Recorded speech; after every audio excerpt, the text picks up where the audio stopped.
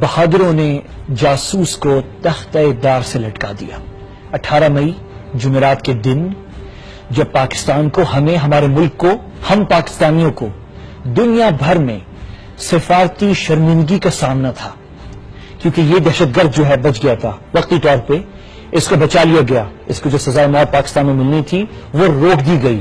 تو این اس دن اسد میں ظریف ہی آپ دیکھیں، جہاں ہماری دنیا بھر میں پاکستان کی جو گھسائی ہو رہی تھی، وہاں پہ ایسا لگ رہا تھا جیسے مقدر بھی جو ہے وہ پاکستان پہ ہنس رہا ہے، ہمارے اوپر ہنس رہا ہے، ہمارے حکمرانوں پہ ہنس رہا ہے کہ 18 مئی کو جس دن ہماری حکومت کیس ہارتی ہے، شروع میں ہی ہار جاتی ہے، مطلب بھارت کو ایک بہت بڑی سفارتی جیت شروع میں مل جاتی ہے، انہیں اسٹے آرڈر مل جاتا ہے کہ اس کی سزائے موت اس دہشت گرد کی روک دی جائے۔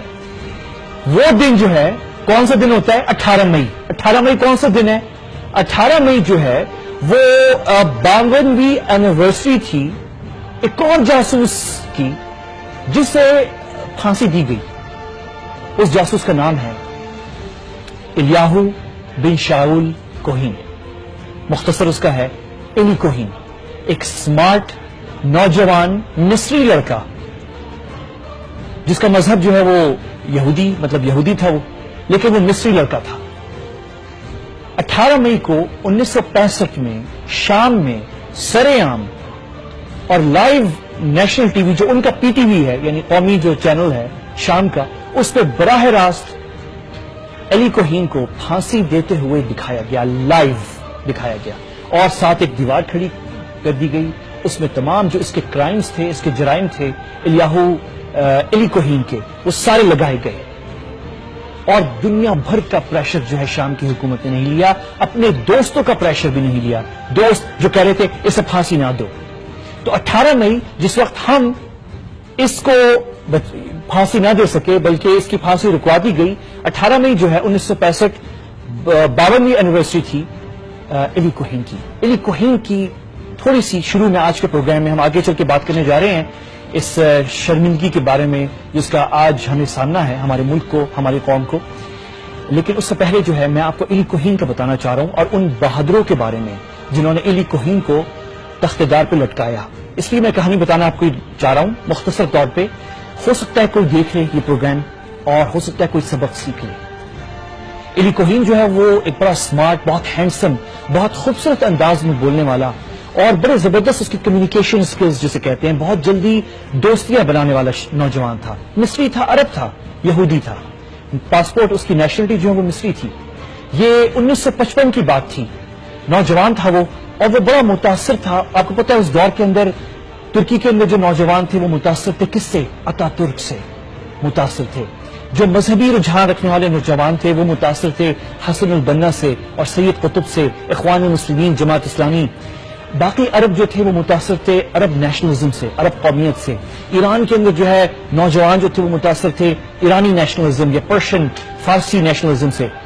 ہر کوئی اس وقت جو نوجوان تھا وہ متاثر تھا کسی نہ کسی چیز سے۔ جو عرب یہودی نوجوان تھے ایلی کوہین کی طرح، اس سمارٹ نوجوان کی طرح، وہ متاثر تھے صہیونیت سے جو تھی زائونزم، اسرائیل کی جو بنیاد بنی۔ 1955 میں اسرائیل کی خفیہ ایجنسی نے اس مصری نوجوان کو ریکروٹ کیا اور کچھ مصری یہودی نوجوانوں کو استعمال کیا، کس لیے؟ برطانوی اور امریکی سفارت خانوں پہ دھماکے کروائے، اور پھر یہ افواہیں پھیلائی گئیں کہ یہ مصر کی فوج نے کیا ہے، برطانوی اور امریکی سفارت خانوں پہ دھماکے۔ کیوں؟ کیونکہ اس وقت مصر میں ایک بادشاہ ہوا کرتا تھا، اس کا نام تھا شاہ فاروق، اور وہ مغرب نواز تھا، امریکہ برطانیہ نواز۔ اس کو مصر کی فوج نے اکھاڑ کے پھینکا، اور جو آرمی چیف تھا اس وقت محمد نجیب، وہ صدر بن گئے تھے۔ تو محمد نجیب کو امبیرس کرنا تھا امریکہ برطانیہ کے سامنے۔ اسرائیل نے ایلی کوہین کو استعمال کیا اور مصری یہودی لڑکوں کو استعمال کیا، وہ سب پکڑے گئے تھے، ایلی کوہین بچ گیا تھا۔ یہ بچ کے اسرائیل چلا جاتا ہے۔ اسرائیل جا کر جو ہے وہاں پہ ایک عراقی یہودی فیملی، عرب عراق سے آئی ہوئی تھی، ان کی بیٹی نادیہ تھی، نادیہ سے شادی ہو جاتی، 3 بچے ہوتے ہیں۔ اسرائیل کو اور اسرائیل کی خفیہ ایجنسی موساد کو ضرورت پڑتی ہے ایک ایجنٹ کی جو شام جا کے وہاں پہ پلانٹ ہو اور کام کرے۔ ان کو کوئی نہیں ملتا سوائے کس کے؟ ایلی کوہین کے۔ ایلی کوہین شام جاتا ہے، ایلی کوہین کو عربی آتی ہے، ایلی کوہین جو ہے وہ ایک مالدار تاجر بن کے جاتا ہے جو لاطینی امریکہ ارجنٹینا میں رہ رہا تھا اور وہاں سے واپس آیا اپنے ملک میں سرمایہ کاری کرنے، کیونکہ یہ بہت تیز تھا۔ علی کوہین اپنا نام تبدیل کرتا ہے، اپنا نام رکھتا ہے کامل امین ثابت، جیسے کہ اس دہشت گرد نے اپنا نام پاکستان میں حسین مبارک پٹیل رکھا، اس نے جو ہے علی کوہین نے اپنا نام رکھا کامل امین ثابت۔ کامل امین ثابت جو ہے اتنا زبردست دوستی کرنے میں اتنا زبردست تھا کہ اس کی دوستی ہو جاتی ہے شام کے وزیر دفاع سے، شام کی فوج کے چیف آف آرمی سٹاف سے، اور شام کے صدر سے امین الحافظ سے۔ اتنی زبردست دوستی ہو جاتی ہے کہ ایک پہاڑی علاقہ ہے شام میں جس کا نام ہے گولن ہائٹس، جو کہ اسرائیل کے شمالی علاقوں کے بالکل اوپر ہے، اور وہاں سے کھڑے ہو کے آپ جہاں چاہیں اسرائیل پہ بمباری کر سکتے ہیں، اور یہ عسکری زون ہے، وہاں پہ کوئی نہیں جا سکتا تھا۔ علی کوہین یعنی کہ کامل امین ثابت کو 3 دفعہ شام کی آرمی چیف نے خود، کیونکہ دوست تھے، پرمیشن دی کہ وہ جا کے وہاں پہ گھومیں۔ آپ کو میں صرف 2 چیزیں بتاؤں گا۔ اس اسرائیلی جاسوس نے 2 بڑے زبردست کام کیے۔ اس نے ایک کام یہ کیا کہ اس نے ایک شامی فوج کی چوکی جو ہے گولن ہائٹس پہ، اس کی تمام معلومات اور لوکیشن اسرائیلی آرمی کو دی، اور دوسرا اس نے زبردست کام یہ کیا، اس نے بیوقوف بنایا شام کی حکومت کو اور فوج کو۔ ان سے کہا کہ آپ نے یہ جو اڈے بنائے ہیں خفیہ گولن ہائٹس میں پہاڑوں پہ، جہاں پہ آپ کے طیارے جو ہیں وہ زمین کے نیچے چھپے ہوئے ہیں، ان جگہوں پہ آپ ایک مخصوص قسم کا درخت لگا دیں۔ وہ درخت جو ہے آپ کو ریڈار روکنے میں کام آئے گا۔ ان دنوں جو ہے اس شام نے جو ہے تمام یہ جو اڈے تھے وہاں پہ یہ درخت لگا دیے۔ 3 سال بعد جب جنگ شروع ہوتی ہے تو وہ طیارے جو شام کے تھے اڈوں سے نکل بھی نہ پائے، اسرائیل نے وہ تمام طیارے وہیں زمین جہاں پہ چھپے ہوئے تھے تباہ کر دیے۔ کیوں؟ کیونکہ وہ درخت لگے ہوئے تھے۔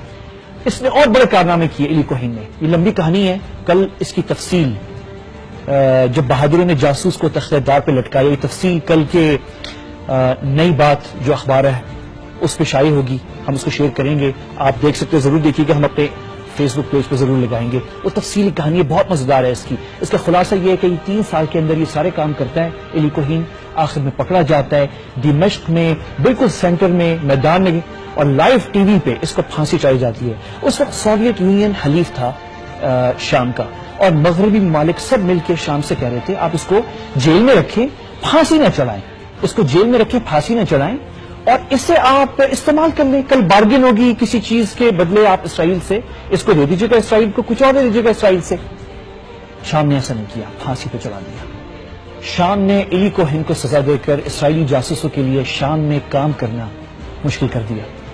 کوہین کی پھانسی کو شام کے سرکاری ٹی وی نے براہ راست دکھایا، اور ساتھ ایک دیوار کھڑی کر دی گئی اسی جگہ پہ جس پر علی کوہین کے جرائم کی پوری فہرست تھی۔ کلبھوشن یادیو یا حسین مبارک پٹیل سے پہلے مقبول بھٹ اور افضل گورو کو بھارت نے پھانسیاں دی اور ان کی میتیں چھپا دی، واپس نہیں کی ان کے اہل خانہ کو۔ اجمل قصاب سے پاکستانی انویسٹیگیٹرز پوچھ گچھ کرنے ممبئی پہنچ رہے تھے کہ بھارت نے اسے تختہ وار پہ لٹکا دیا۔ 40 سال بعد بھی پاکستان نواز بنگلہ دیشی سیاستدانوں کو بخشا نہیں، اور چن چن کر انہیں پھانسیاں دی گئیں۔ ایک اور بات ہے، پاکستانیوں کا قاتل کلبھوشن یادیو کو جو سزا پاکستان میں ملے گی، یہ بھارتی دہشت گردی کے خلاف اہم اقدام تو ہے، لیکن اس کے ساتھ یہ دنیا کو بتانے کا موقع ہے کہ بھارت 1950 سے پاکستان کے اندر دہشت گردی میں ملوث ہے۔ کشمیر پر بھارت نے کبھی عالمی ثالثی قبول نہیں کی، لیکن ہم نے بھارتی دہشت گردی کی کیس میں عالمی ثالثی قبول کر لی اور چلے گئے اٹھ کے عالمی کورٹ۔ 18 مئی کو علی کوہین کو پھانسی دی گئی، اور 18 مئی کو کلبھوشن یادیو کو پھانسی روک دی گئی۔ آخر میں ایک بات یاد رکھیے گا، کشمیر پر بھارت نے کبھی بھی عالمی ثالثی قبول نہیں کی، لیکن ہم نے بھارتی دہشت گردی کی کیس میں عالمی ثالثی قبول کر لی۔ 18 مئی کو علی کوہین کو پھانسی دی گئی، اور 18 مئی کو کلبھوشن یادیو کی پھانسی روک دی گئی۔